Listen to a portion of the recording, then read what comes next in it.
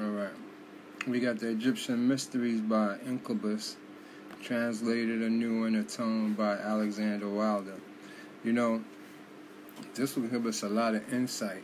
You know, I always say you got to get closest to the culture or time that was closest to the actual people of the time you're researching. So, you know, on that note, if you go to the Greeks, you know, even the Romans, Chaldeans, Babylonians, you get more information that's original and get a lot of key meaning that you didn't understand before. That's in some of these modern books or Bible that you're trying to solve the mystery, even the mystery of yourself. So let's blow this up to understand this a little more and get a little detail here. They tell you letter to Prolaprat to Nebo. Prolaprat to the prophet in Nebo, greetings. The aim is to express the original, the whole original, and nothing but the original, and while good, readable English. Alright, so then you know that they translated it from a different language.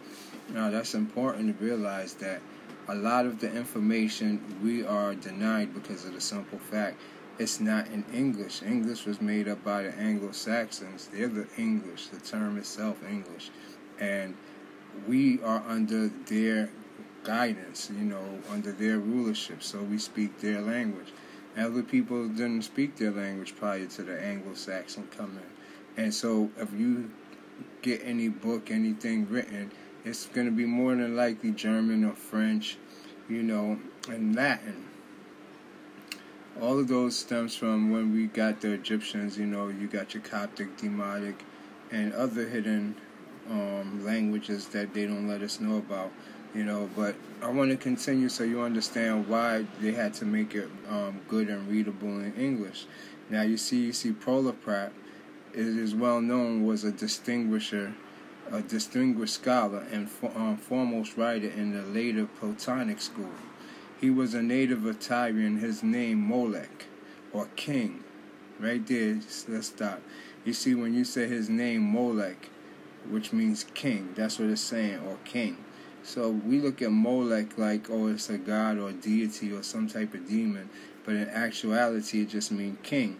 And to, you know, make sure that's what it's saying, as it goes on, it says Molech or king was rendered by Longinus into that Greek word prolififerous, denoting the royal purple.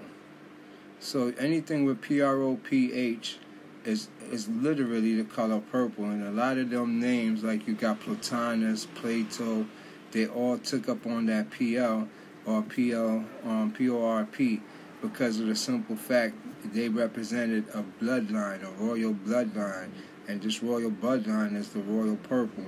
Now, excuse me, if you look at the purple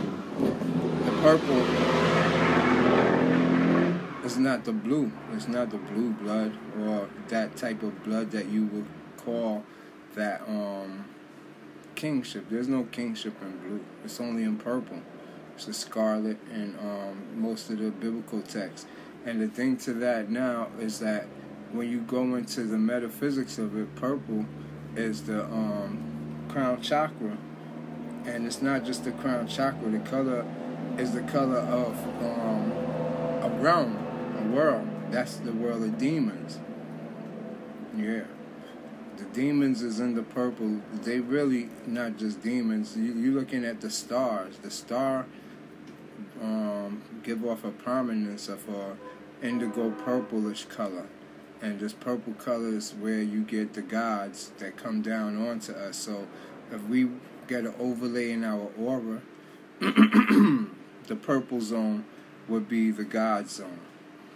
And those is the healing powers. Those is the divine powers. Those give you all your intuition of higher thinking to better yourself and to, you know, build society and keep it going in a more progressive way. Alright.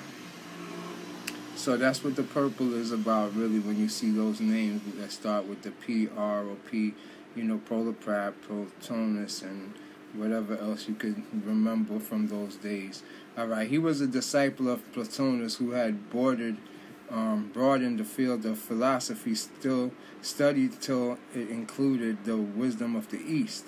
So, they got a thing of overflooding our side, with the knowledge of the East, but their interpretation of it, which is different from the actual meaning. That's why they're going to all fall short of what they were supposed to hit.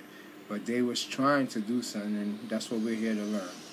In personal habits, he followed the Pythagorean discipline. He was a severe critic of the Gnostic belief. What's that? I said that wrong. Severe critic of the Gnostic beliefs then current, and he evidently included with them also the new Christian faith. His mysticism was spiritual and contemplative, and he regarded the ceremonial rites of the Egyptian Stargate with distrust. He favored Mithraism. So you see he has a motive right there, which prevailed in Asia, which Incubus now belonging to rather the cult of Serapis, which was the state religion of Egypt. Excuse my reading, this sucks when I'm doing it verbally. I read faster in my head. Everybody do that. But I want you to get a point here. You see, Prolocrat, he was a representative of Mithraism, which is the same as, Serapism. But they have a little different in their little beliefs. Now, you see, Mithraism was in Asia, give you the information, which prevailed in Asia, while Incubus belonging rather to the cult of Serapis. Now, you see, Serapis is the trick question right here. Because you know who Serapis is? If you Google it, you'll see an image of Serapis. You're going to see a nigga that look like Plato or Jesus. As a matter of fact, Serapis is Jesus. And it tells you which was the state religion of Egypt. Think about it. And Google it and you'll see what's going on. They the ones who made this shit up. You understand? Not the Bible. What's in the Bible? Yes, the whole concept, but it's not the original book. There is an original book that the Egyptians did make, the bronze book. And then they copied the bronze book, which became the Bible. Alright, so I just want you to know those stories with Serapis is deeper. It goes way, way before their time. They're not even the originator. They're just the preserver of it. They're preserving it, but they didn't make it up. Anyway, I'm going to cut this to the next one so we can keep it going.